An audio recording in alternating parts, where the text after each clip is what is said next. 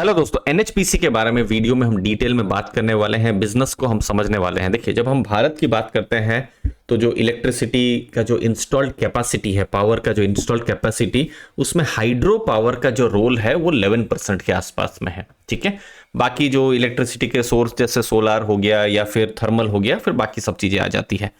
अब hydro power में भी आप देखेंगे लगभग 15% जो कंट्रीब्यूशन है एनएचपीसी का कंट्रीब्यूशन है। तो एक इंपॉर्टेंट कंपनी हो जाती है जब भी हम हाइड्रो पावर की बात कर रहे हैं, और ऐसे भी रिन्यूएबल की एक थीम चल रही है। फिर एनएचपीसी सोलार में भी कुछ प्रोजेक्ट्स पे काम कर रही है। तो ये जो हाइड्रो पावर प्लस जो रिन्यूएबल की थीम पर एक इंपॉर्टेंट प्लेयर बनकर एनएचपीसी उभर रहा है। अभी आप देखेंगे ऑपरेशनल जो प्रोजेक्ट्स हैं वो कितना है, 7.1 गीगावाट का। ठीक है, फिर 10 गीगावाट अंडर कंस्ट्रक्शन है, फिर सब्सिडरीज, स्टैंड अलोन, और फिर कुछ के सर्वे चल रहे हैं, इन्वेस्टिगेशन चल रहे हैं। तो टोटल पाइपलाइन और जो ऑपरेशनल प्रोजेक्ट्स मिला के आप देख सकते हैं 25.7 गीगावाट है। मतलब अभी आप देखेंगे बहुत ज्यादा नहीं है, 25.7 गीगावाट इतना बड़ा टारगेट है, अभी 7.1 गीगावाट है। तो आने वाले जो कुछ साल है बहुत सारे कमिश्निंग हमको देखने को मिल सकती है जब हम एनएचपीसी की बात कर रहे हैं। अब Q1 के कैसे रिजल्ट्स आए थे, तो Q1 रिजल्ट में जो रेवेन्यू और प्रॉफिट्स हैं वो ऑलमोस्ट फ्लैट थे। अब एनएचपीसी के जो कैपेसिटी एक्सपेंशन के बहुत ही एग्रेसिव टारगेट है जो हमने यहां पर देखा, बहुत सारे एक्शन हमको देखने को मिल सकते हैं, लेकिन एक चीज को ध्यान में रखना है, और वो क्या है कि जो कमिश्निंग है वहां पर डिले हो रहा है। अब यहां पर जैसे परबाती 2 जो है FY25 जो अभी चल रहा है, यहां पर कमिश्निंग की बात है, तो एटलीस्ट Q3 Q4 में हमको और ज्यादा डेटा मिलेंगे।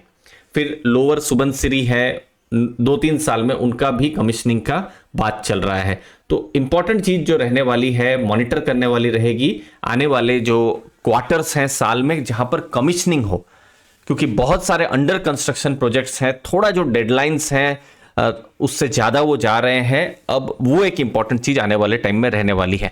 केपेक्स के भी उनके स्ट्रॉन्ग टारगेट है। केपेक्स मतलब कैपिटल एक्सपेंडिचर, मतलब अपना बिजनेस ग्रोथ के लिए, जैसे यहां पर कमिश्निंग के लिए जो वो खर्चा कर रहे हैं उसको आप केपेक्स मान सकते हैं। बाकी गवर्नमेंट का फुल फोकस है रिन्यूएबल पर और हाइड्रो पावर पर, और हाइड्रो पावर का जो फ्यूचर में जब सोलार पर बहुत ज्यादा काम होगा तो ग्रिड बैलेंस में भी हाइड्रो पावर का रोल होने वाला है। नेक्स्ट है बिजनेस में क्या की रिस्क है, तो एग्जीक्यूशन रिस्क है, क्योंकि बहुत सारे जो प्रोजेक्ट्स हैं अंडर इंप्लीमेंटेशन हमको देखने को मिल रहे हैं।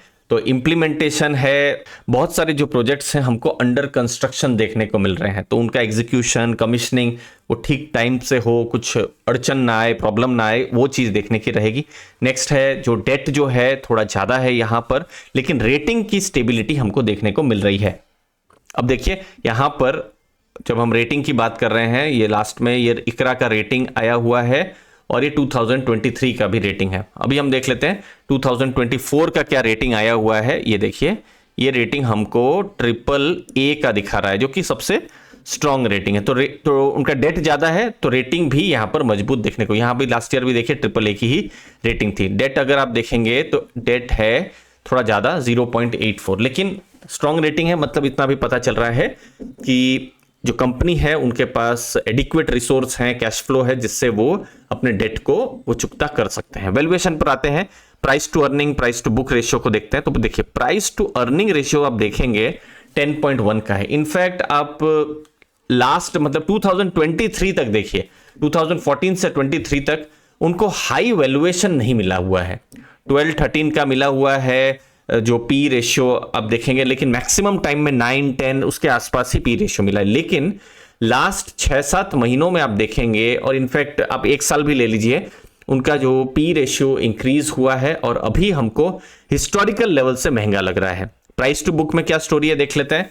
देखिए प्राइस टू बुक तो 1 के नीचे ही मैक्सिमम टाइम रहा है, 0.6, या फिर मैक्सिमम में मैक्सिमम कुछ पीरियड्स में 1 तक गया है, अभी 2.5 के आसपास देखने को मिल रहा है दोस्तों। तो वैल्यूएशन में इतना सस्ता नहीं है।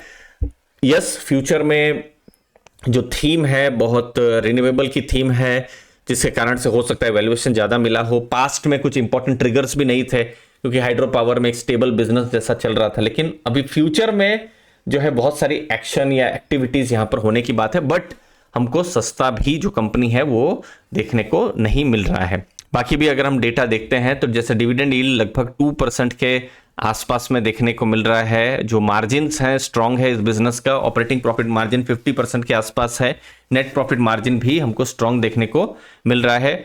डेट है इस बिजनेस में, उसको ध्यान में रखना है, एग्जीक्यूशन रिस्क को ध्यान में रखना है। इंटरेस्टिंग बिजनेस हो जा रहा है जहां पर रिस्क तो अपनी जगह में है ही, लेकिन फ्यूचर में जो हाइड्रो पावर, सोलार, रिन्यूएबल पर बहुत सारी एक्टिविटीज इस कंपनी के द्वारा करने को हमको देखने को मिल रही है। बट अगेन एग्जीक्यूशन और इंप्लीमेंटेशन वो कर पाएंगे कि नहीं उसको देखना है। और दूसरी तरफ यहां पर जो वैल्यूएशन है वो भी हमको थोड़ा ज्यादा देखने को मिल रहा है। तो बहुत ही पॉजिटिव और नेगेटिव दोनों ही चीजें हैं, और ये सब चीजें एनएचपीसी को एक इंटरेस्टिंग बिजनेस के हिसाब से हम देख सकते हैं। थैंक यू, धन्यवाद दोस्तों।